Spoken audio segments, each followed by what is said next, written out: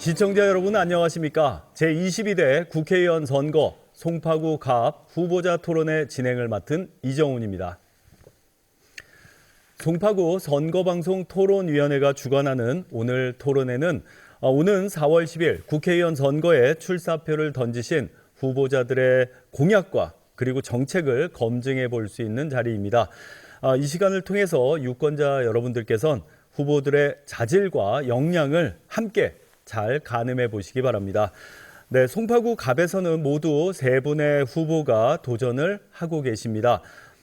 공직선거법 규정에 의해서 송파구 갑 후보자 토론회에는 2분의 후보께서 자리를 해주셨습니다. 이 2분의 좌석과 발언 순서는 사전 추첨을 통해서 결정되었습니다. 그럼 후보를 소개해 드리겠습니다. 기호 2번 국민의힘 박정훈 후보입니다. 안녕하세요. 유권자 여러분. 국민의힘 기호 2번 박정훈 후보입니다. 기호 1번 더불어민주당 조재희 후보입니다. 안녕하세요. 기호 1번 더불어민주당 조재희 후보입니다. 네, 그럼 이제 오늘 토론의 순서에 대해서 말씀을 드리겠습니다. 첫 순서는 기조 연설로 시작합니다. 두 번째 순서는요, 사회자의 공통 질문 후에 후보자의 보충 질문이 있겠습니다. 세 번째는 후보자의 공약 발표를 들은 뒤에 후보자의 개별 질문과 보충 질문, 답변의 시간으로 이어지겠습니다. 다음은 주제 제약 없이 후보 간의 개별 질문과 보충 질문, 답변의 시간이 주어지고 마지막 맺은 말로 토론이 모두 종료가 되겠습니다. 공정한 토론 진행을 위해서 모든 발언 시간 정해진 시간이 있습니다. 앞에 타이머를 보셔야 되고요.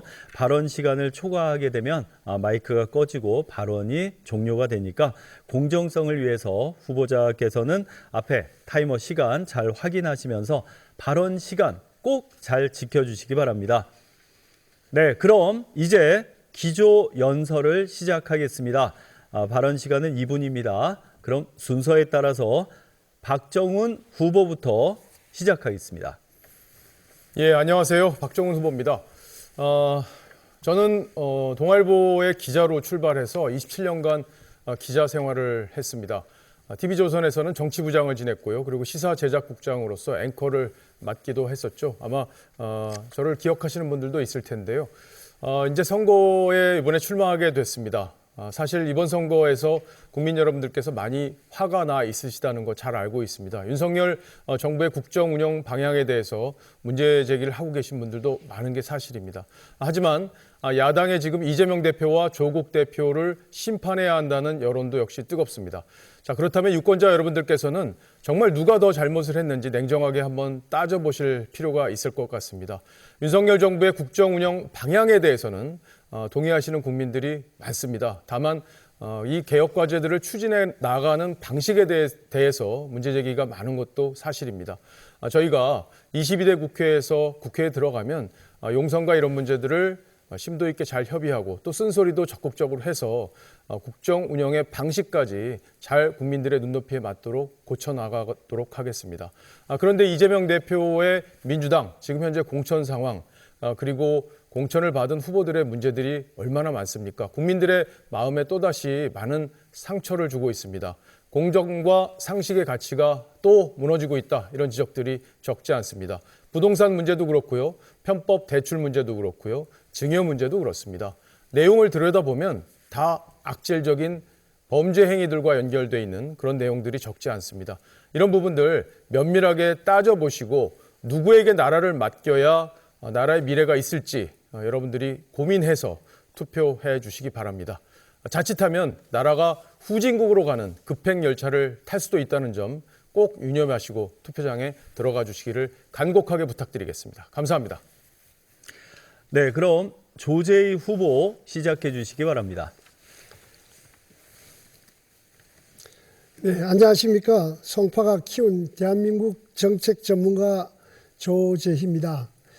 저는 김대중 대통령 청와대에서 삶의 질 향상 기획단 기조실장과 노무현 대통령 청와대에서 국정과제비서관, 정책관리비서관을 역임한 바 있습니다. 문재인 대통령 정부에서는 대통령 직속 정책기획위원으로 일했습니다. 그리고 최근에는 한국폴리텍 대학에서 이사장으로서 학사 운영과 경영에 참여했습니다.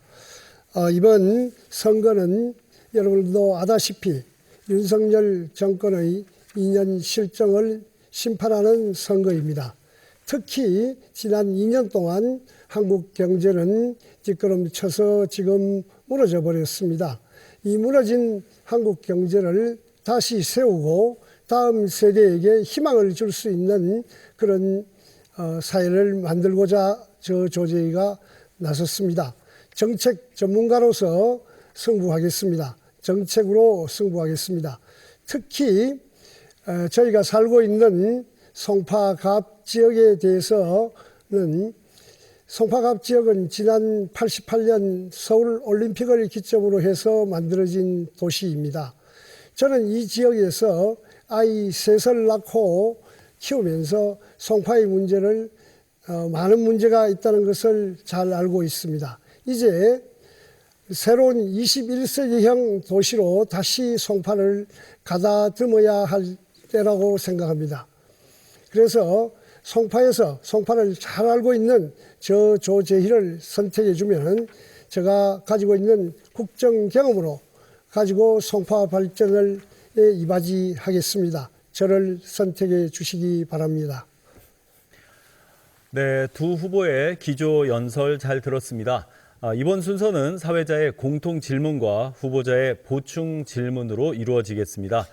제가 공통 질문을 드리게 되면 각 후보께서 답변을 해주시고요. 후보자 간의 보충 질문과 답변을 해주시면 됩니다. 주어진 시간 질문 30초, 답변 시간은 1분 30초입니다. 시간 꼭 잘 지켜주시기 바랍니다. 네, 그럼 제가 첫 번째 질문부터 드리도록 하겠습니다. 자, 지난해 우리나라 합계 출산율은 세계 최하위였습니다. 네, 젊은 세대가 경제적인 부담이라든가 사교육 비용, 특히 여성 경력 단절 등등 여러 가지 이유로 인해서 결혼과 출산을 꺼리기 때문인데요. 자, 정부와 지자체에서 나름대로 노력을 계속하고 있습니다. 하지만 지속적이고 종합적인 대책이 절실한 시기라고 생각이 됩니다. 자, 이 저출산 문제에 대해서 국회 차원의 정책 수립과 정부와 지자체의 활동에 유기적으로 연결할 수 있는 하나의 통합된 추진 방안이 무엇이 있을지 말씀을 해주시기 바랍니다. 네, 그럼 조재희 후보 답변을 해주시기 바랍니다. 예, 그렇습니다. 지난해 우리 출생률 자체가 하락해서 이것이 국가 재난적 상태까지 왔다라는 것은 지금 국민들이 동의하는 바입니다. 역시 올해는 좀 더 떨어져서 이 출생률이 0.68로 떨어질 거라고 봅니다. 특히 서울이라든지 우리 송파갑 지역 같은 경우는 그 출생률이 더 낮습니다. 이 출생률 하락은 앞으로 인구 절감을 가져와서 여러 사회 문제를 야기할 것으로 지금 예측되고 있습니다. 이 부분에 대해서 지금까지 그냥 출생률 하락을 막는 방법으로 보육이라든지 교육이라든지 이런 부분에만 접근해 왔습니다만은 저는 이제 좀 더 근본적인 부분의 대책을 해야 한다고 생각합니다. 그 근본적인 대책은 바로 출생 직불금을 지불하자는 것입니다. 지금 현재 우리 사회의 경제적 수준과 또 이 출생률의 위급한 상황을 고려한다면은 한 연 1억 정도의 아이를 낳으면은 이 출생 직불금을 지급하면은 이것은 하나의 에머전시로서 단기적으로 처방할 수 있는 방법이라고 생각을 하고 있습니다. 네, 다음은 박정훈 후보 답변을 해주시기 바랍니다. 예, 저출산 문제는 우리 사회의 가장 큰 심각한 문제라고 생각합니다. 그러니까 결혼을 해도 아이 한 명을 낳지 않는 게 우리나라의 지금 현실이고요. 앞으로 이제 사회가 고령화되다 보면 이 젊은 층들이 부담을 여러 가지를 해줘야 되는데 이런 젊은 층들이 생산되지 않는 사회적 구조를 갖기 때문에 미래에 큰 부담이 될 수밖에 없습니다. 저희는 양육 그리고 보육 이 부분에서 실질적인 대책을 좀 찾으려고 합니다. 물론 이 주거비 문제도 상당히 심각한 상황이죠. 문재인 정부에서 이제 부동산 가격이 너무 올랐기 때문에 사실 결혼하는 것 자체가 부담이 되고 있는 그런 상황입니다. 이 부분들을 어떻게 해결해야 될지 저희는 인구부를 신설을 해서 인구부에서 이런 문제들을 다 논의할 생각입니다. 그리고 결혼을 하게 되면은 그리고 집을 얻는 과정에서 저희가 적극적인 대출을 해줄 생각이고요. 그리고 엄마 아빠 1개월씩 유급 휴가를 주는 걸 의무화하겠다는 공약도 지금 당에서 내놓은 상태고요. 특히 최근에 한동훈 위원장이 내놓은 공약 중에 5세 무상 보육 교육 이 부분이 아주 중요한 내용입니다. 그러니까 아이를 키우는 데 대한 부담을 최소화해서 정부가 그걸 지원해 주겠다는 취지의 공약인데요. 이런 부분들이 앞으로 저출산 문제를 해결하는데 근본적인 해법 그리고 근본적인 방법으로 이어질 거라고 기대하고 있습니다. 네, 답변들 잘 들었습니다. 네, 그럼 조재희 후보 보충 질문을 해주시기 바랍니다. 제가 질문하는 거죠. 네. 예, 방금 무상보육에 대해서 말씀을 하셨는데 현재 지금 우리가 0세에서 5세까지 아이에 대해서 보육을 하고 있습니다. 영유아 보육을 하고 있는데 혹시 국가에서 지금 정부 예산으로 1인당 보육비가 어느 정도 들어가고 있는지 혹시 아십니까? 수치를 물어보시는 예. 건가요? 네, 수치는 정확하게 파악은 안 돼 있는데요. 알고 계시면 말씀해 주시죠.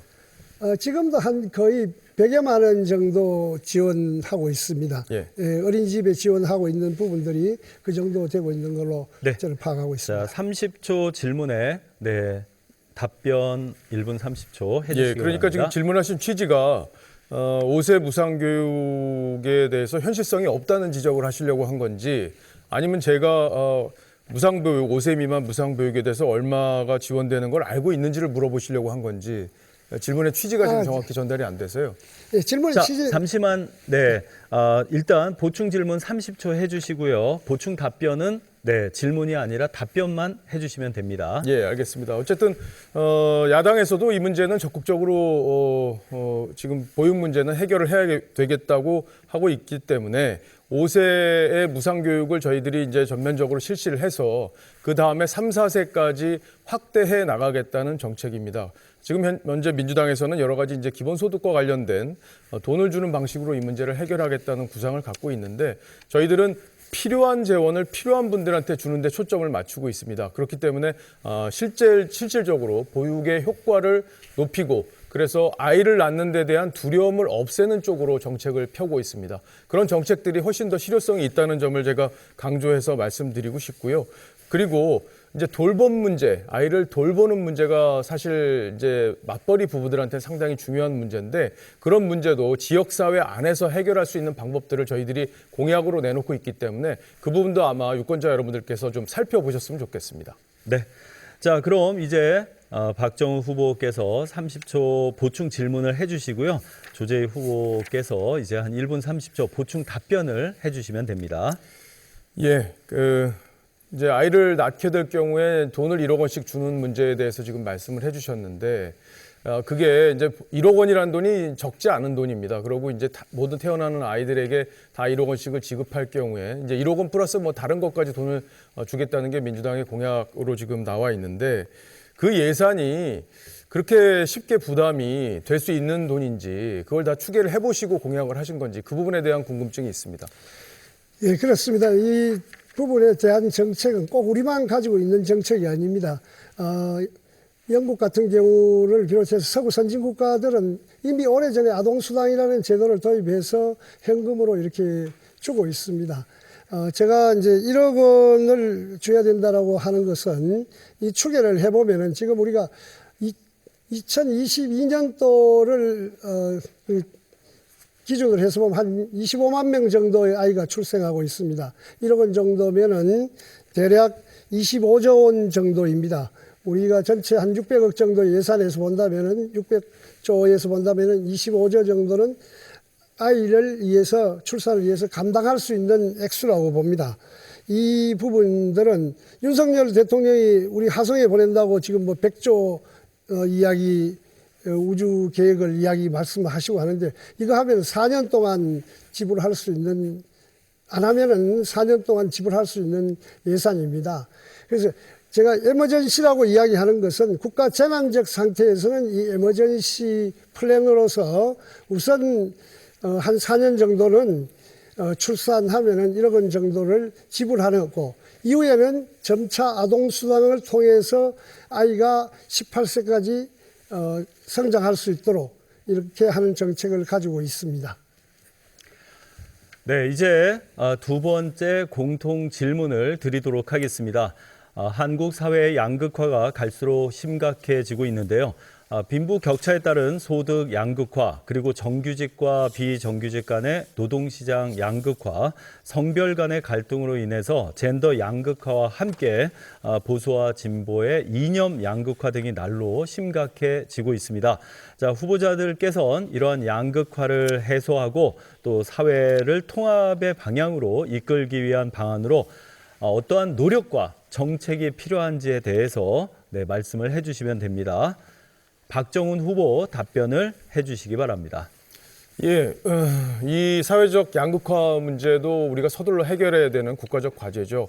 흔히 이런 말들을 합니다. 비가 오면 국민의힘은 우산을 갖다 주는 정당이다. 그리고 민주당은 비를 함께 맞아주는 정당이다. 이렇게 얘기하는 분들이 있습니다. 그러나 비가 온다고 해서 함께 맞아주는 것만으로는 문제가 해결되지 않는다고 생각합니다. 저희는 정말 약자를 어떻게 하면 약자에서 탈피할 수 있는지를 고민하고 있습니다. 지금 현재 노동운동만 봐도 그렇습니다. 이게 파괴적으로 진행되고 있는 대기업 기득권 노조가 노동계를 대표하다 보니까 그 외에 소외된 노동자들의 삶과 권익에 대해서는 오히려 소홀해지는 게 아닌가 싶습니다. 이런 대기업의 기득권 노조들의 그동안의 전횡과 횡포를 바로 잡는 데서 노동 문제도 해결이 될 수 있고 거기 그 안에 발생하고 있는 사회적 양극화 문제도 힘이 없는 일반 근로자들을 어떻게 하면 보호할지 거기서 실질적인 대책을 찾는 게 훨씬 더 중요하다고 생각합니다. 그리고 대기업과 중소기업 간의 그런 격차들 이런 것들을 대기업들이 갑질이 어떻게 현장에서 없앨 수 있는지 그 부분에 초점을 맞추는 것도 상당히 중요한데요. 저희가 찾고 있는 상호 윈윈형 동반 성장 모델 이런 것들이 바로 중소기업의 아픔과 애로를 살피고 돌보는 그런 정책이라고 생각합니다. 그리고 양성평등과 관련해서도 저희 국민의힘은 실질적인 여성 인권 이걸 상승시키기 위해서 노력하고 있다는 점도 말씀드리겠습니다. 네, 그럼 이제 조재희 후보 답변을 해주시기 바랍니다. 예, 양극화 해소를 위해서는 소득, 주거, 취업, 이런 의료 등 다차원적인 지원이 필요한 것입니다. 우리가 이른바 우리 정책적 방향에서 기초생활보장제도 혁신을 통해서 실질적으로 생활을 보장해 준다든지 기본소득을 통한 전반적인 사회 안전망을 제고할 필요가 또 있습니다. 또한 일자리 사회보장제도를 통해서 누구나 일할 수 있도록 해서 일을 통해서 소득을 또 창출할 수 있도록 이렇게 해줘야 된다고 생각합니다.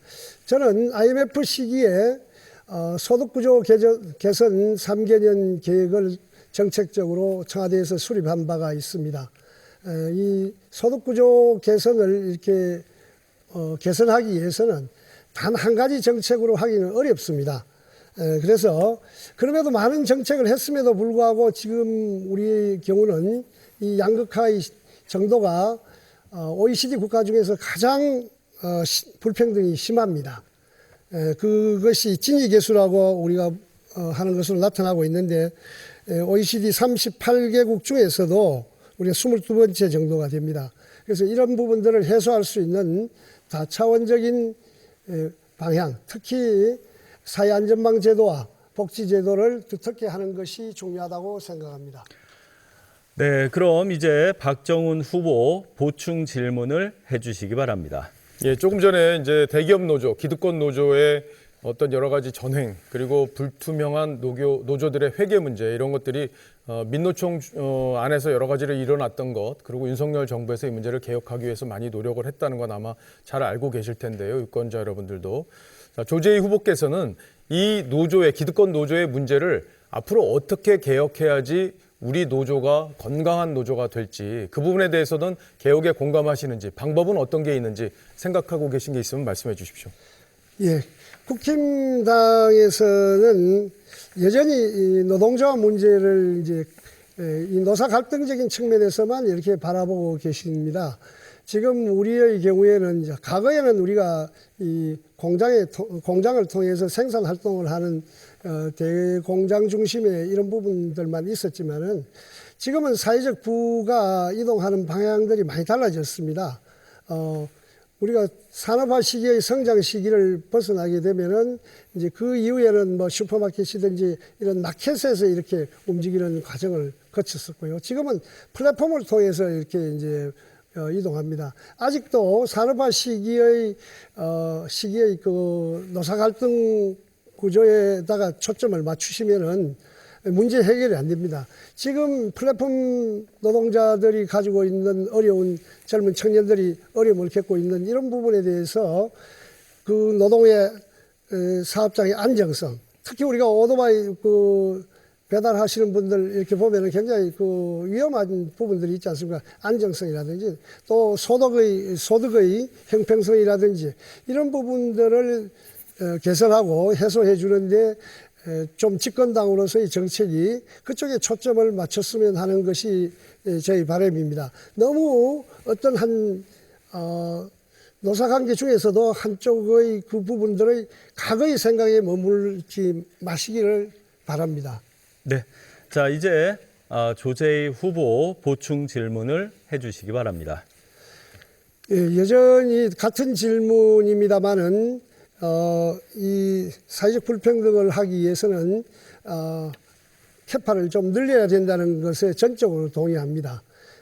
그러나 산업화 시기의 경제 성장의 방법과 달리 지금의 경제 성장의 방법은 좀 더 혁신적이고 전향적인 방법이 되어야 우리가 이 양극화를 해소할 수 있다고 생각하는데 박정훈 후보자께서는 어떤 방법이 이 캐파를 늘릴 수 있는 거라고 생각하시는지 묻고 싶습니다. 예.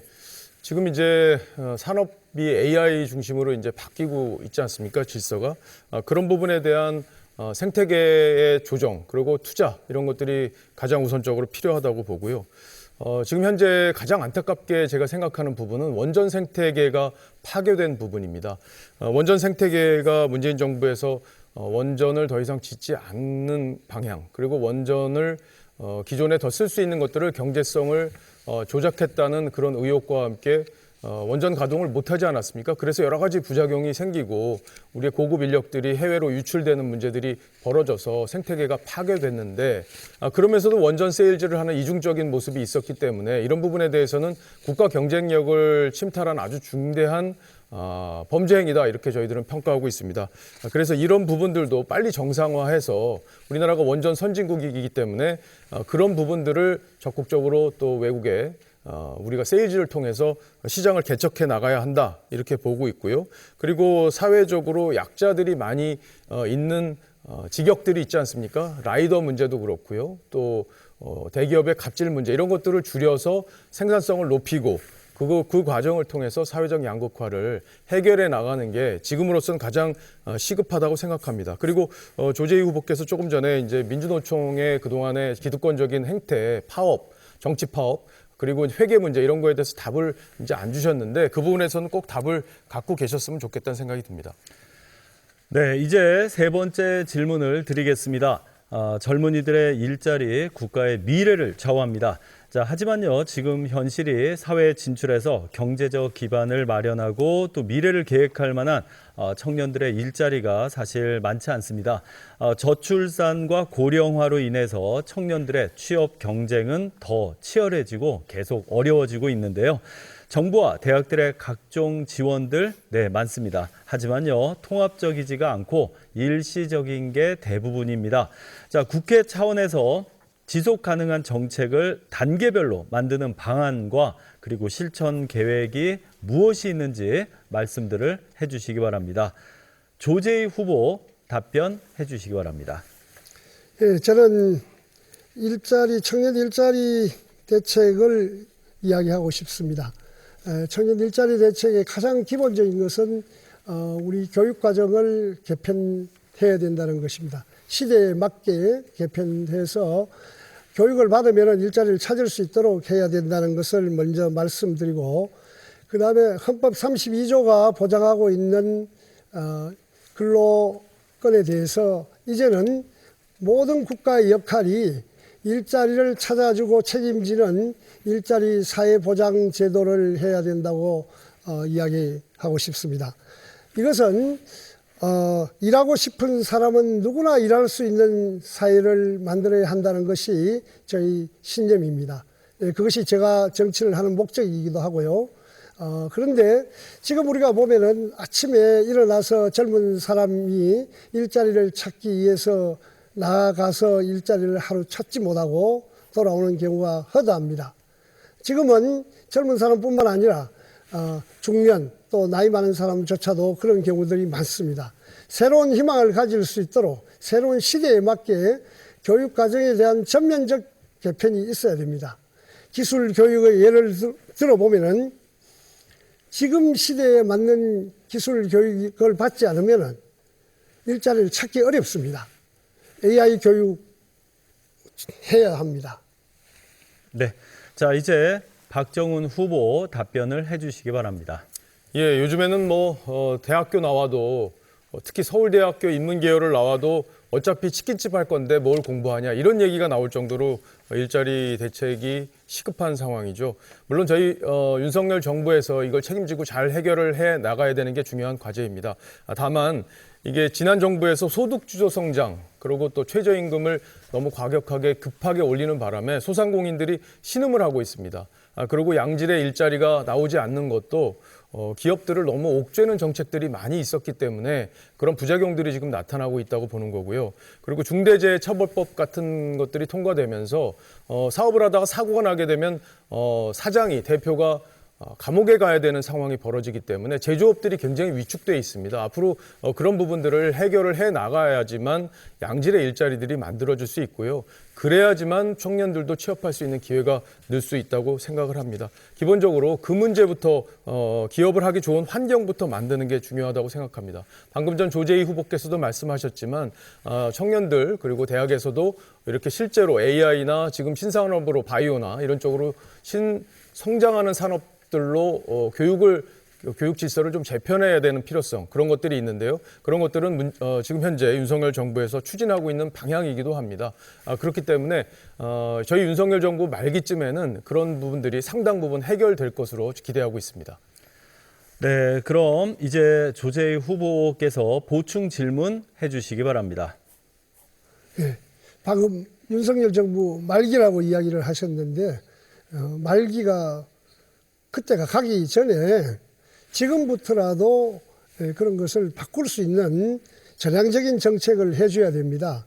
왜냐하면 저는 윤석열 정부가 중간에 어떤 비전도 없이 쿡 들어왔다고 생각이 듭니다. 준비되지 않은 정치 세력이 집권해서 지금 2년이 경과했습니다.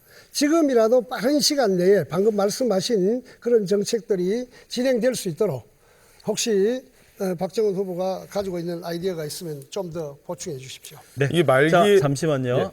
네, 이제 박정훈 후보께서 보충 질문 30초 이제 해주시면 됩니다. 질문이요? 답변해야 되는 거 아닙니까? 순서가 바뀐 것 같습니다. 예, 거기에 답변 먼저 대해서 하겠습니다, 이제 제가. 보충 답변 1분 30초 부탁드립니다. 예, 제가 말씀드렸고요.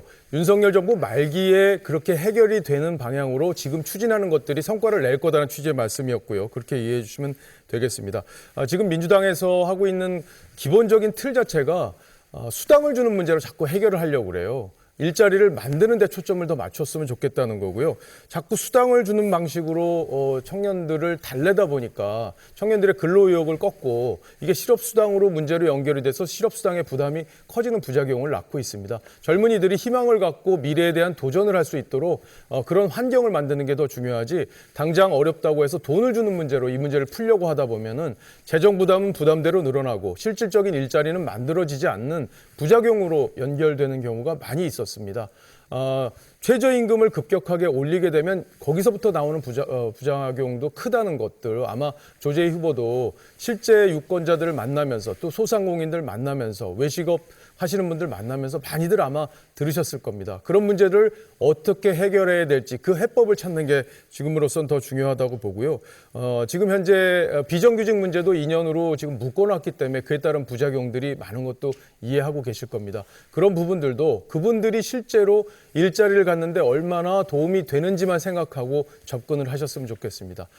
최저임금을 올려주면 수혜가 가는 거로 생각하지만 일자리가 없어지는 부작용이 있다는 것, 민주당도 잊지 않고 정책에 반영을 꼭 해주셨으면 좋겠습니다. 네. 자, 이제 박정훈 후보께서 한 30초 보충 질문해 주시고 조재희 후보 1분 30초 보충 답변 부탁드립니다. 예. 지금 이 문제와 관련해서 저도 설명을 드렸지만 이 문재인 정부에서 소득주도 성장이 실패했다는 것은 학계도 이미 다 어느 정도 공감대가 만들어졌고요. 내부에서 이 문제 소득주도 성장이 성과가 있었다는 식의 통계를 만들기 위해서 통계 조작을 했다는 논란까지 있었고 그 부분에 대한 수사도 진행 중에 있습니다. 이 통계청장이 바뀌는 문제까지 있었는데 이런 소득주도 성장과 최저임금의 문제 이런 것들에 대해서는 어떤 해법을 갖고 계신지요? 예.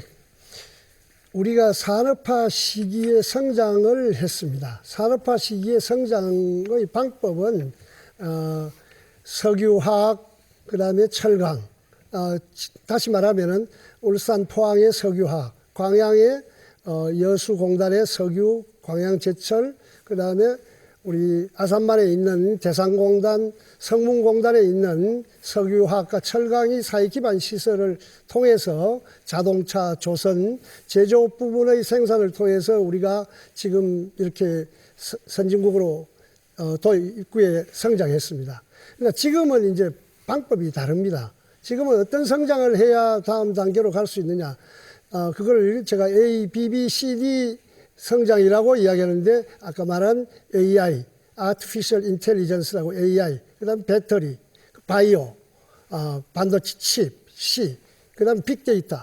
지금 젊은 세대가 일자리 창출해야 되고 다음 성장해야 되는 산업군들입니다. 그것을 저는 A, B, B, C, D 산업이라는데 한국이 가지고 있는 기존의 제조업 영역과 새로운 신산업, 4차 산업혁명 시기에 만든 이런 산업 정책들이 합쳐져야 다음 단계로 우리가 지금 35,000불에서 배증 성장을 할 수가 있습니다. 그런 물적 토대를 갖추면서 대한민국이 한 단계 나아가고 불평등도 해소하고 젊은이들에게 일자리 창출의 기회도 많이 줘야 된다고 생각하고 있습니다. 네. 자, 답변 잘 들었습니다. 자, 이제 마지막 공통 질문을 드리도록 하겠습니다. 한 시민단체 조사 발표에 의하면요. 우리나라 국회의원이 누리는 특권이 180여 개에 이른다고 합니다. 자, 이렇게 많은 특권과 특혜를 폐지해야 한다는 국민들의 목소리도 높아지고 있는데요. 자, 이처럼 지나치게 비대해진 국회의원들의 각종 특혜를 폐지하고 실질적인 입법 위주의 전문 활동을 하는 생활 밀착형이나 실무형 의원으로 거듭나기 위해서 실현 가능한 방법이 있는지 이 부분에 대해서 말씀들을 해주시면 됩니다. 박정훈 후보 답변을 해주시기 바랍니다. 예, 국회의원 특권에 대해서는 국민적 비판 여론이 공감대가 확실합니다. 이건 여든 야든 관계없이 또 보수냐 진보냐 관계없이 확실히 국회의원 특권만큼은 좀 내려놔야 된다 이런 공감대가 국가적으로 있습니다. 이 부분에 대해서는 저희와 민주당이 확실한 차별점이 있는 것 같아요. 저희는 국회의원 불체포 특권을 포기하겠다는 서약을 하고 공천을 받았습니다. 그러니까 공천 신청을 할 때 거기에 서약을 안 하면 자격을 주지 않았어요. 그리고 금고형 이상 확정되면 세비를 반납하겠다 이렇게 공약했습니다. 다 민주당에서 지금 지켜지지 않고 있는 부분이기 때문에 저희가 확실히 차별해야 된다고 생각하고요. 그리고 국회의원 정수도 축소하는 걸 우리 국민들이 원하고 계십니다. 그 부분에 대해서도 저희가 공약을 했습니다. 앞으로 이것도 법제화해서 지켜나갈 생각이고요. 세비도 지금 한동훈 위원장이 좀 국민 눈높이에 맞게 내리겠다 이렇게 약속을 했습니다. 근데 앞으로 아마 민주당은 국회의원 불체포 특권을 포기하겠다 이런 약속은 못할 것 같습니다. 아시는 것처럼 이재명 대표는 교섭단체 대표 연설에서 국회에서 이 약속을 했습니다. 국민들에게. 근데 이 약속 금방 뒤집었습니다. 알고 계시죠? 어떤 방식으로 뒤집었는지, 어떤 명분으로 뒤집었는지도 잘 알고 계실 겁니다. 이 부분에 대해서는 누가 약속을 지키는 정당인지 아마 유권자 여러분들께서 모두 파악하고 계시리라고 믿습니다. 네, 그럼 조재희 후보 답변을 해주시기 바랍니다. 예, 국회의원 특권 폐지에 대해서 저도 전적으로 동의합니다. 이것은 정치가 뭐고 선출된 국회의원의 역할이 무엇인가에 대한 질문을 다시 하게 합니다. 대한민국에서 국가가 해야 되는 역할은 국민의 안전을 보장하고 삶의 질을 조금이라도 개선하는 일을 해야 되는 것입니다. 그래서 정치가 존재하고 또 선출직 공무원들이 선출되고 관료도 이렇게 형성되어 있는 것입니다. 그런데 우리는 불행히도 120년 전 일제강점기에 만들어진 국가 구조를 그대로 가지고 있습니다. 그러다 보니까 국민이 선출된 권력의 모습으로서 일을 하는 것이 아니라 그 자체가 누려야 되는 특권으로서 자신을 행사하고 있습니다. 그 중에서 많은 부분들이 지난 민주화 과정에서 이렇게 변화해 왔습니다. 공무원들도 주민자치를 하거나 시민자치를 하거나 이렇게 많이 바뀌어 왔습니다. 근데 바뀌지 않은 부분들이 몇 가지가 있습니다. 국회의원들도 선출된 국민을 대표하지 않는 부분들도 그 부분의 한 부분입니다. 또 지금 많이 우리가 윤석열 정부에 와서 이야기하고 있는 검찰 개혁 부분도 그런 부분입니다. 국가가 이제 국민에게 봉사해야 될 부분들을 국민을 억압하고 있는 부분들은 빨리 해소되어야 한다고 생각합니다. 네, 그럼 이제 박정훈 후보 보충 질문을 해주시기 바랍니다. 예, 지금 이제 특권을 내려놓겠다는 총론적인 말씀만 하셨는데 이 불체포 특권 어떻게 할지에 대해서 민주당 아직 구체적인 얘기가 없습니다. 불체포 특권은요, 과거 권위주의 정부 때 국회의원들을 탄압하는 수단으로 활용되는 부분이 있었기 때문에 그걸 저항하기 위한 의회의 방어권 차원에서 보장했던 건데 지금은 그게 필요 없는 시대가 됐습니다. 민주당이 이미 검수완박 법안 통과시켜서 다 했기 때문에 그런데요. 이 부분에 대한 불체포 특권 포기에 대한 명확한 좀 입장을 밝혀주십시오. 예, 국회의원들이 자기 의사를 여러 가지 정치적 의사를 하는 것은 당연하겠지만은 정당이 한동훈 대표가 그 공천을 주면서 불체포 특권을 포기하지 않으면은 어떻게 하겠다 이런 것들은 반헌법적인 발언이라고 저는 생각합니다. 불체포 특권에 대해서는 역사적으로 1603년에 영국에서 이 부분이 의회의 권력이 균형을 맞추기 위해서 왕권에 대해서 이렇게 견제하기 위해서 생겼던 것이 미국에서 헌법으로 명문화된 과정을 가지고 있습니다. 우리도 그것을 헌법에서 보장하고 있는 것입니다. 이 헌법에서 보장하고 있는 것을 어느 정당에서 그것을 강제적으로 포기하라. 포기하지 않으면은 의원직을 박탈하겠다. 이런 발상을 하는 것을 듣고 저는 어떻게 이것이 공당으로서 민주정당으로서 이런 것들을 강요할까 하는 생각을 저는 하게 되었습니다. 불체포 특권에 대해서 이 불체포 특권 부분들이 견제와 균형의 원리, 특히 지금 우리의 경우에 지금 한 2년 동안 정치 권력이 민주화되었다가 또 권위주의나 독재로 퇴행할 수도 있다는 것을 우리가 경험하지 않습니까? 이 경험하는 부분들을 유일하게 국민은 자신의 투표권을 행사해서 국회의원을 뽑아서 견제하라는 겁니다. 그 견제를 어떻게 할 수 있는가 여기에다가 초점을 맞춰야지 그것을 포기하느냐 안 하느냐를 초점 맞추면 안 된다고 생각합니다. 네. 자, 이제 보충 질문 30초 그리고 보충 답변 1분 30초 네, 시간 안에 잘 체크 부탁드리겠습니다. 자, 조재희 후보께서 이제 보충 질문을 해주시기 바랍니다. 예, 그 불체포 특권에 대해서 이야기를 했는데 국회의원의 또 다른 특권에 대해서 혹시 해소해야 될 부분이 어떤 것들이 있다고 생각하시는지 이야기해 주시면 고맙겠습니다. 예, 뭐 조금 전에 뭐 여러 가지 말씀드린 내용 중에 다 들어있는 내용을 질문을 주셨고요.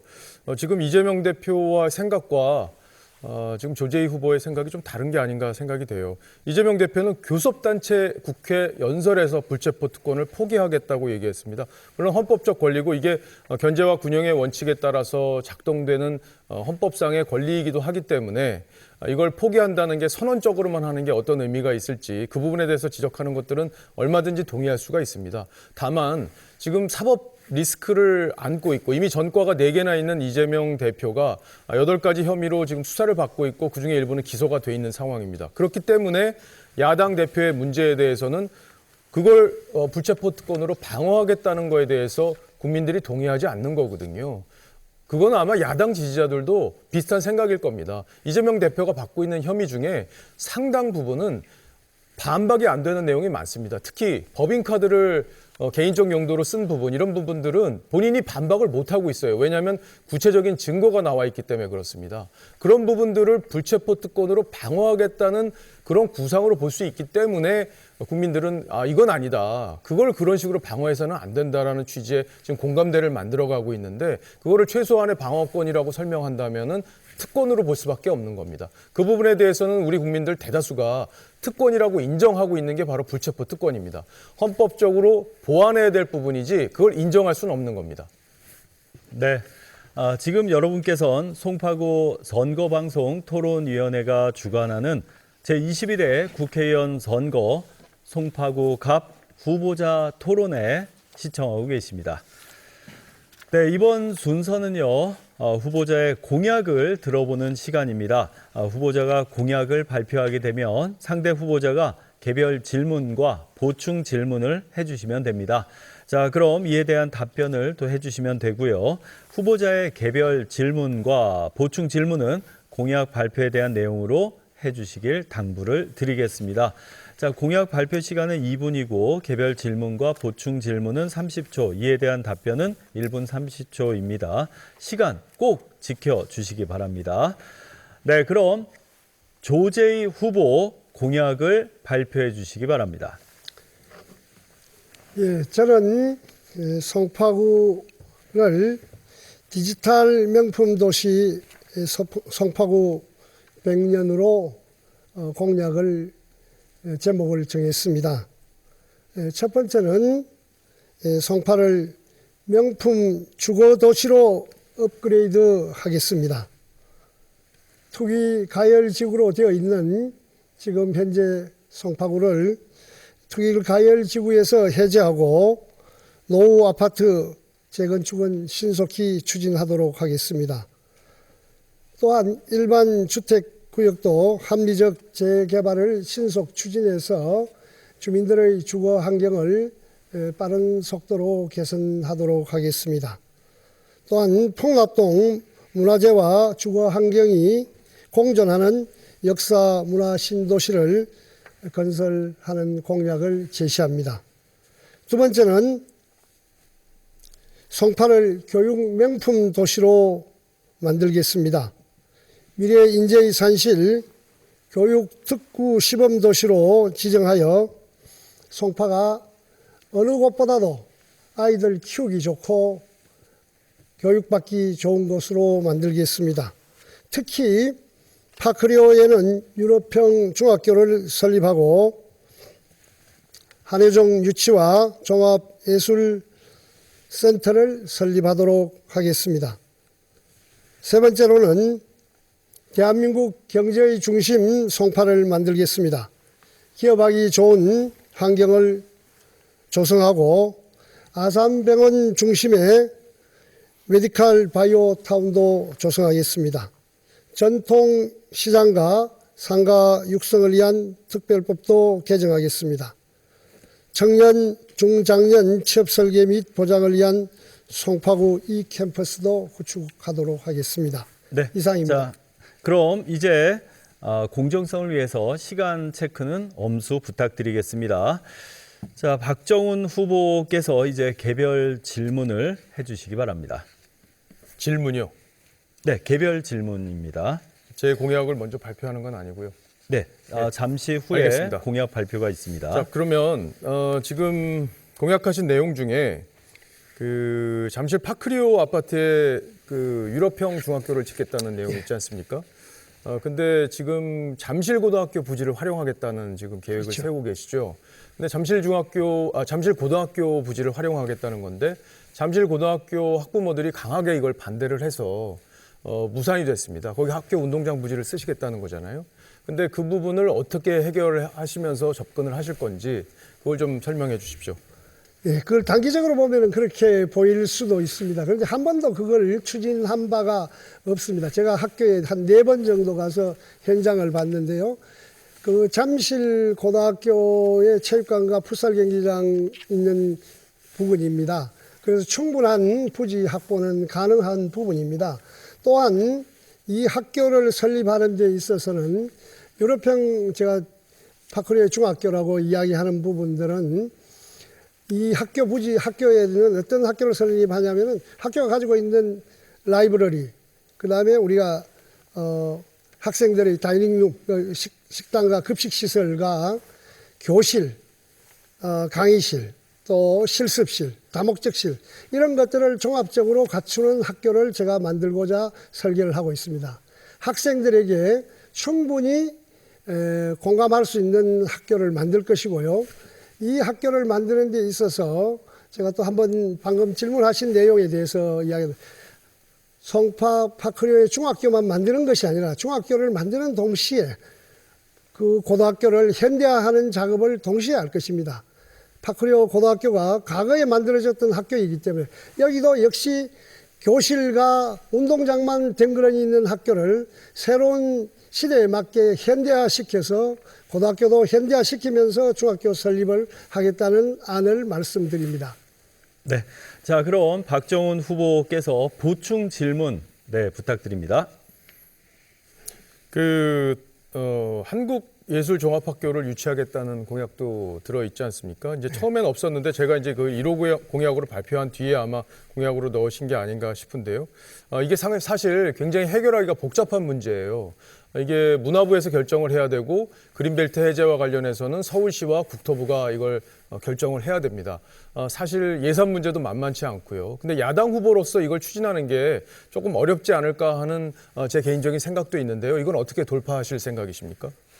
예, 그 이야기를 하시니까 한국예술종합학교 설치는 아마 가불병 특기병 후보자도 동시에 했을 겁니다. 거기 오륜역을 설치하는 공약들을 많이 했는데 이거는 지난 4년 선거에서 제가 김웅 후보에게 물었던 제 공약을 뺏겠다라고 이야기했던 거와 마찬가지로 원래 저희 아이디어입니다. 저희 정책인데 제가 국회의원이 되지 못해서 추진을 못했던 정책입니다. 그걸 말씀드리고 거기에 제가 오륜역이 연장되어서 가는 저는 그 구상을 전부 다 한 바가 있습니다.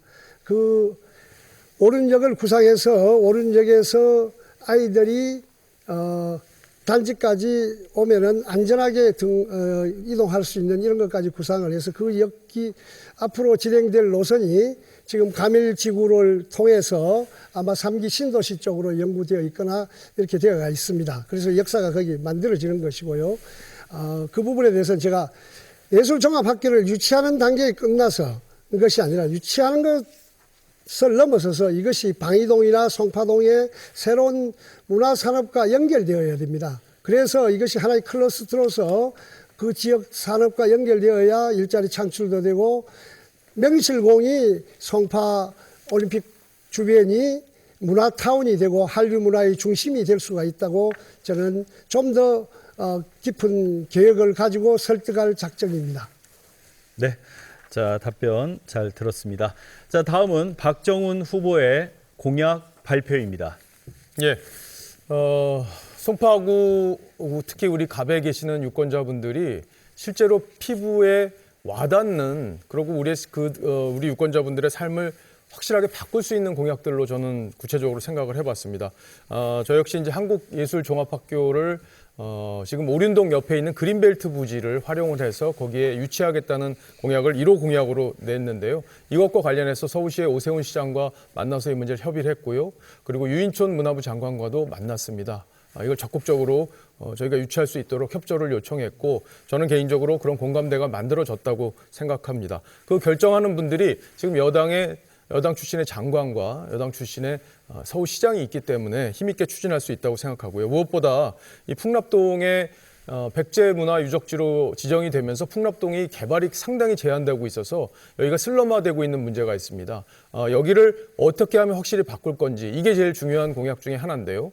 여기에 모아타운을 지금 현재 SH공사에서 진행하고 있는 모아타운 이거를 현재 계획은 관리 계획은 20층까지로 돼 있는데 이걸 30층 이상으로 용도를 바꿔서 올려서 여기에 2구역과 3구역 이 구역이라는 거는 이제 문화재의 가치에 따라서 지정이 되어 있는데 2권역과 3권역에 있는 분들을 여기에 입주권을 줘서 이제 이분들을 이주시킨 뒤에 신속하게 개발할 수 있도록 하는 게 풍납동 개발의 핵심 내용입니다. 그리고 잠실중학교 제2캠퍼스를 만들겠다는 공약을 했습니다. 파크리오에 단지가 6,800세대나 되는데 여기에 중학교가 없어서 고통을 받고 있습니다. 그런데 이제 조재희 후보는 잠실고등학교를 활용하겠다고 했는데 조금 전에 제가 말씀드렸듯이 두 차례 학부모들의 반대, 고등학교의 반대가 있어서 어려웠는데 저는 서울 책보고 부지, 여기가 이용률이 상당히 저조합니다. 박원순 시장이 만든 건데 그 이용률이 저조한 것을 제2캠퍼스로 만들어서 여기에 분교 형식의 중학교를 만들겠다 이런 공약도 내세웠습니다.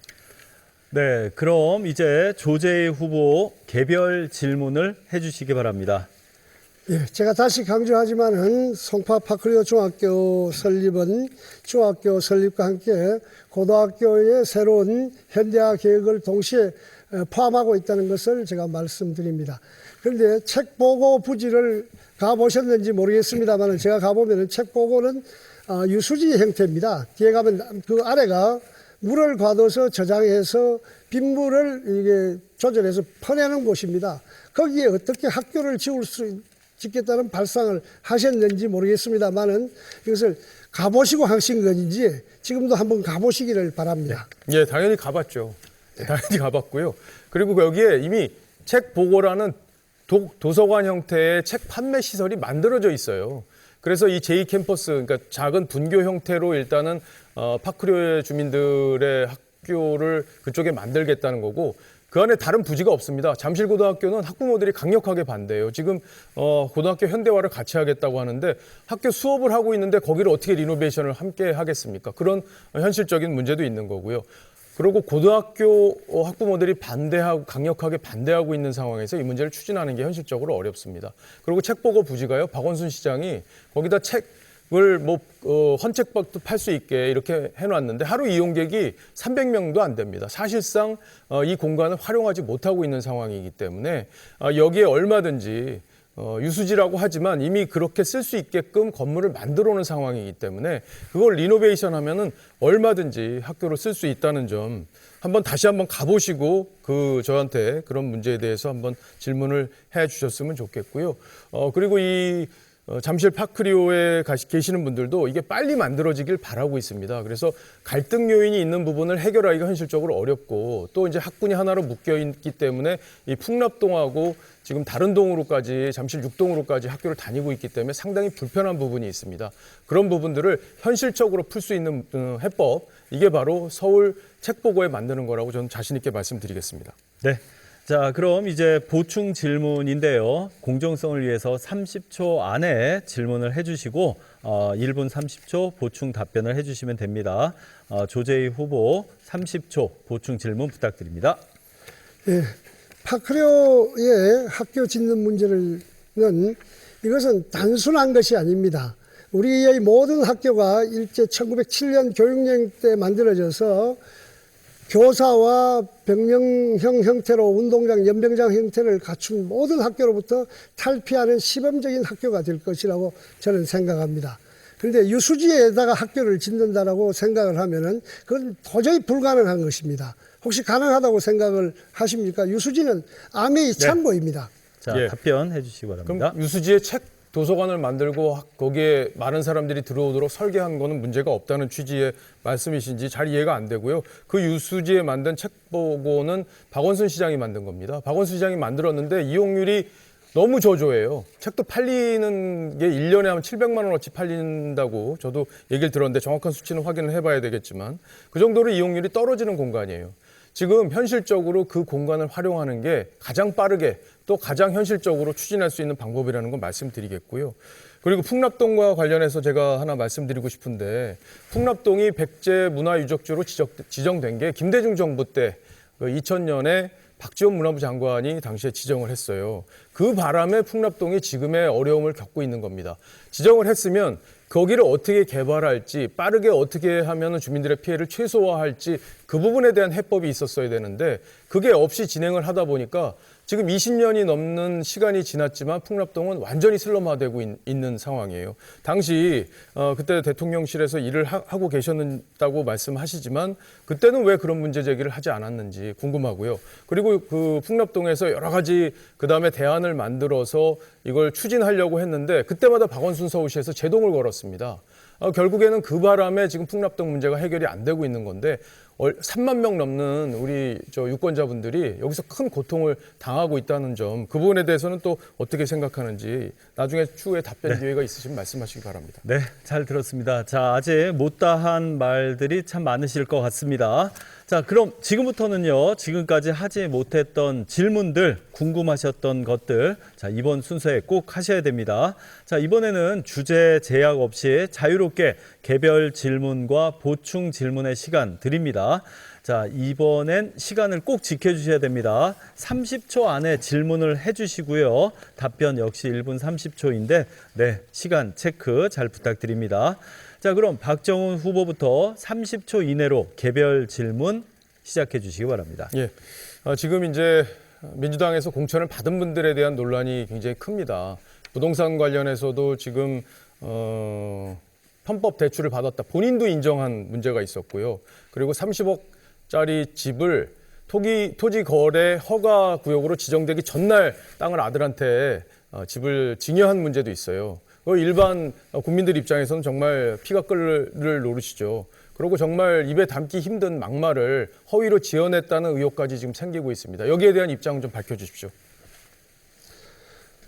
그 부분은 제가 정확하게 선거운동하느라고 지금 질문하신 사항에 대해서는 제가 인지하지 못하기 때문에 또 선거 과정에 있는 분들에 대한 답변이기 때문에 제가 특별한 저희 견해를 가지고 있지는 않습니다. 다만 한국에서 이 주택 문제라든지 토지 부동산 문제는 굉장히 민감한 문제에 속한다고 봅니다. 즉 다시 말해서 대부분의 국민들이 무토 부소 지민입니다. 땅 한 평 가진 거 없고 기댈 집도 하나 가지고 없는 것이 사실입니다. 우리 송파갑에 있는 사람들도 아파트 지분 몇 평 가지고 있는 것이지 크게 땅을 갖거나 자산을 갖지 못하고 있습니다. 도시에 와서 자산을 이렇게 형성하고 한 것입니다. 젊은 청년들도 겨우 지금 오피스텔 원룸 하나 얻어가지고 생활하면서 그 월세 못 내게 되고 또 직장을 그만두게 되면은 또 송파갑에 살다가 또 다른 데 가야 되고 이렇게 굉장히 경제적으로 이런 부분들이 주거 문제가 항상 문제가 되기 때문에 우리 국민들이 굉장히 민감한 문제로 생각하고 있습니다. 이 부분에 대해서는 선거 과정에서 국민 유권자가, 주권자가 그 지역에서 항상 잘 판단하실 것으로 저는 믿고 있습니다. 네. 자, 그럼 이제 박정훈 후보 보충 질문 해주시기 바랍니다. 예, 민주당이 이재명 대표의 사당이다 이렇게 얘기할 정도의 수준으로 지금 흘러가고 있습니다. 과거 권위주의 정부 때도 이 정도의 사당화는 없었다고들 하는데요.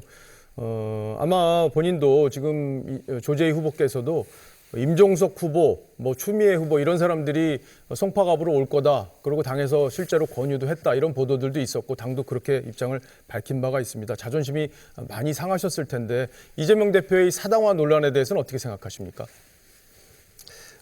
민주당이 사당화라고 이야기하는 것은 전혀 어불성설입니다. 민주당의 역사를 우리가 생각해 보면은 1955년 길게는 민국당 때부터 왔기 때문에 상당히 오랜 역사적 과정을 통해서 정당이 진화해 왔습니다. 과거 사당하라고 이야기했던 당 총재 시절도 있었고 민주화의 엄울한 암흑한 시기에 리더십이 이렇게 1인에게 집중되었던 것도 있었습니다. 그러나 제가 아는 민주당의 정당의 역사를 보면은 적어도 한 2000년대 이후에는 굉장히 빠른 속도로 정착해 왔습니다. 미국의 어떤 정당보다도 유럽의 어떤 정당보다도 이런 정당의 민주적 제도화가 빠른 속도로 되었다는 것을 말씀드립니다. 특히 이 공천 과정이라는 것은 이제 우리가 뭐 공천 과정이 특별한 것은 아닙니다. 리크루트하는 겁니다. 새로운 정치 역량 있는 젊은 세대가 들어오기도 하고 또 능력 있는 정책 전문가가 들어오기도 합니다. 그래서 저는 정책 전문가로서 오랫동안 새 대통령이 선택해서 썼던 정책 전문가로서 민주당에 필요한 전문가로 인정받았기 때문에 단수 공천받아서 공천되었습니다. 그런 후보입니다. 자, 알겠습니다. 자, 시간 공정하게 시간 체크하는 점은 양해 부탁드립니다. 자, 이번엔 조재희 후보 질문 시간입니다. 30초 질문. 후보 공천 말씀드리니까 제가 또 묻지 않을 수 없는 부분인데 우리 민주당에 가 달리 국힘에서는 그냥 갑자기 한두 달 만에 공천되어 오시고 하는 분들이 우리 박정훈 후보뿐만 아니라 그 앞서도 많은 사례가 있었습니다. 여기가 그냥 100% 당선된다고 생각해서 이렇게 한 사람 넣으면 되는 것인지 한번 묻고 싶습니다. 예, 뭐 저는 당의 요청으로 송파갑에 공천을 신청했습니다. 송파갑은요, 그동안 다른 지역에 비해서 사실 개발이 좀 덜 됐고 조금 속도가 늦은 부분이 있었습니다. 뭐 전임자 얘기를 하고 싶진 않지만 어쨌든 그런 논란이 있었던 지역이기 때문에 젊고 유능한 사람이 와서 송파갑의 어떤 당 체질과 그리고 유권자들이 해결해야 될 문제들을 해결해야 되는 과제가 있는 지역이기 때문에 젊고 힘 있는 사람이 필요하다 이런 요청에 따라서 제가 공천 신청을 하게 됐고요. 석동현 후보라는 또 쟁쟁한 선배가 계셨고 또 그러고 안영환 전 의원 이렇게 쟁쟁한 분들이 계셔서 경쟁을 통해서 제가 거기서 공천을 받았다는 점 말씀드리겠고요. 제가요. 일을 굉장히 잘하는 편입니다.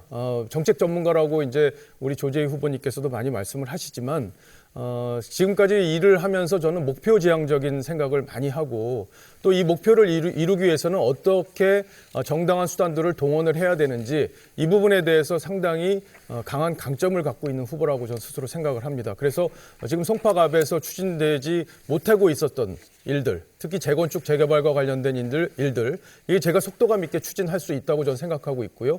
그런 소통을 벌써 오세훈 시장하고 많이 해왔습니다. 한예종 유치도 제가 빨리 가서 문화부 장관을 만나서 이 문제를 해결해달라고 요청을 하고 이렇게 해서 실질적으로 진행을 시키고 있다는 점도 말씀드리고 싶습니다. 네. 자, 그럼 이제 조재희 후보 보충 질문 30초 이내로 해주시기 바랍니다.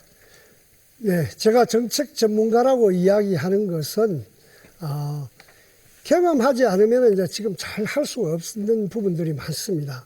과거 독재 시대와 달리 민주화 시대에 오게 되면은 아는 것만큼 실천할 수가 있습니다. 그래서 제가 경험이 있기 때문에 전문가라고 이야기하는 것이고요. 제가 짧게 질문을 하자면은 윤석열 대통령의 특권은 내려놓으실 게 있는지 어떻게 생각하시는지 윤석열 정권이 네, 자, 시간 됐습니다. 예, 무슨 윤석열 대통령이 무슨 특권을 갖고 계시다고 말씀하시는 건지 잘 모르겠는데요. 대통령으로서 행사할 수 있는 권한을 행사하는 것 그게 야당의 어떤 취향에 맞지 않는다고 해서 그거를 일방적으로 특권이라고 평가할 수는 없을 것 같습니다. 윤석열 대통령은 대통령에게 주어진 헌법상의 책무와 권한을 행사하고 있다고 말씀드리고 싶고요.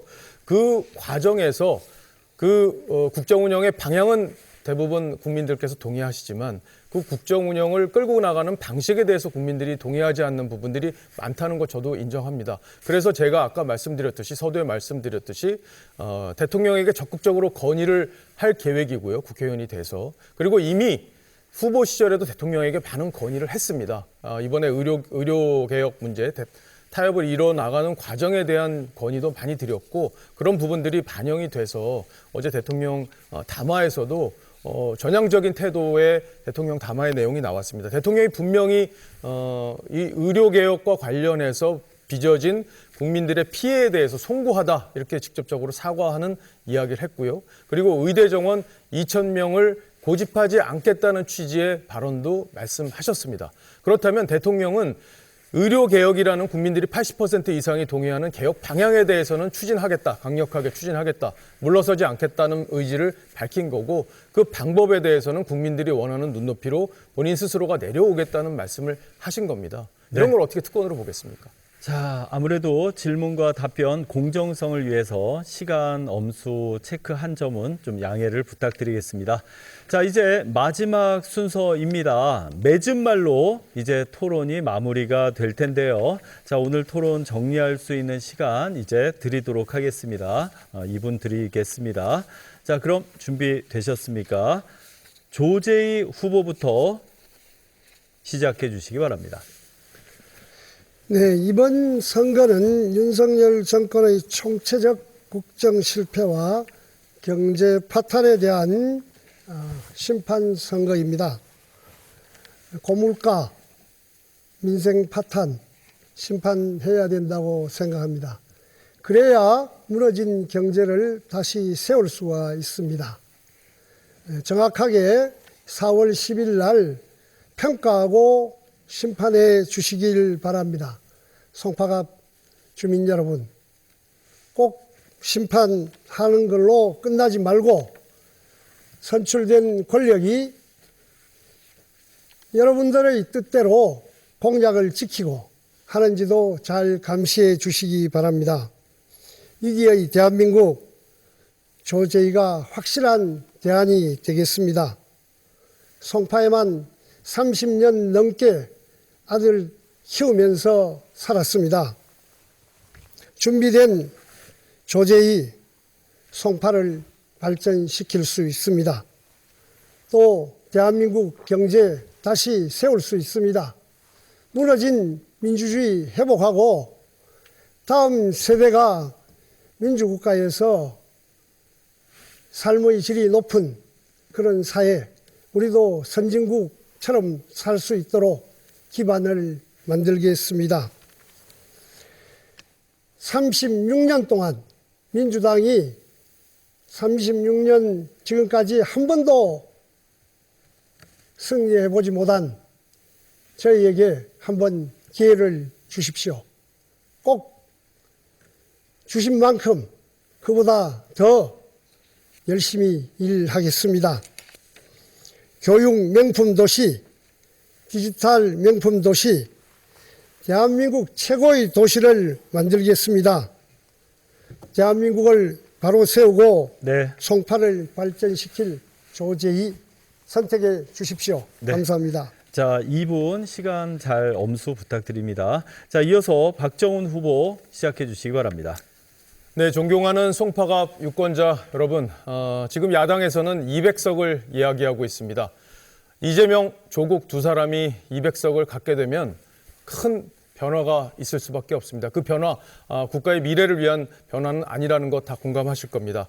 저는 야당이 200석을 갖게 되면 개헌을 통해서 사실상 이재명 공화국이 탄생할 걸로 예상합니다. 우리 헌법 1조 이렇게 되어 있습니다. 대한민국은 민주공화국이다. 1조 2항은 주권은 국민에게 있고 모든 권력은 국민으로부터 나온다. 이렇게 되어 있습니다. 근데 이 조항이요, 이재명 공화국 그리고 모든 주권은 이재명에게 있다. 현실적으로 이렇게 바뀔 것 같습니다. 이미 성남시장 또 경기도 정을 하면서 어떤 모습을 보여줬는지 유권자 여러분들 잘 보시지 않았습니까? 공무원을 자기 부인의 비서로 사실상 채용을 해서 법인카드 쓰면서 권력을 사유화했습니다. 그리고 각종 개발 사업들에 자기들이 미는 세력을 밀어서 거기서 막대한 수천억 원의 금액을 업자들에게 돌려주도록 했습니다. 그 혐의로 지금 재판을 받고 있는 사람입니다. 그 사람 그리고 조국혁신당 내용들 다 알고 계실 겁니다. 그런 사람들이 나라를 운영하게 된다면 정말 나라에는 재앙이 올 수밖에 없을 겁니다. 송파갑 바꿔야 됩니다. 송파갑 변화 빠르게 혁신해야 됩니다. 고칠 것들 많습니다. 젊고 유능한 그리고 네트워크가 탄탄한 이 박정훈 후보를 선택해 주십시오. 송파를 제가 아주 힘있게 바꾸겠습니다. 그리고 여러분들의 충직한 심부름꾼이 되겠습니다. 심부름하는 것 게을리하지 않겠습니다. 그 심부름 가운데서 저의 보람을 찾겠습니다. 그리고 지역 주민들에게 사랑받고 국민들로부터 존중받는 정치인으로 성장해 나가겠습니다. 유권자 여러분들의 전폭적인 지지를 기대하겠습니다. 네, 오늘 준비한 순서는 모두 끝났습니다. 자, 오늘 후보자 토론회 어떻게 보셨습니까? 자, 오늘 나와주신 후보들의 정책과 공약들을 잘 따져보시고요. 검증해 보시면서 여러분의 결정에 꼭 도움이 되셨으면 좋겠습니다. 4월 10일 선거일 귀한 투표 꼭 하시길 당부드립니다. 그리고 선거일이 좀 어려우신 경우에는 5일과 6일에 사전 투표가 있으니까 꼭 참여를 부탁드립니다. 송파구 선거방송 토론위원회가 주관한 제22대 국회의원 선거 송파구 갑 후보자 토론회 여기서 마치도록 하겠습니다. 감사드립니다.